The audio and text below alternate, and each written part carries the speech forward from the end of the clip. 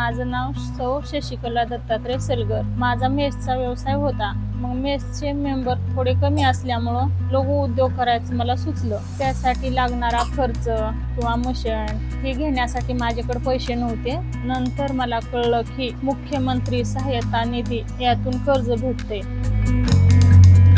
नंतर मी आमच्या राणादादा कार्यालयामध्ये गेल्यावर त्यांनी मला माहिती सांगितल्यानंतर त्या कागदाची मी पूर्तता करून फाईल बँकेत दाखल केली. या व्यवसायासाठी मला बँकेतून 1,10,000 मंजूर झाले. माझे पैसे पडल्यानंतर मी ही मशीन घेतली आणि माझा व्यवसाय आता सुरळीत चालू आहे.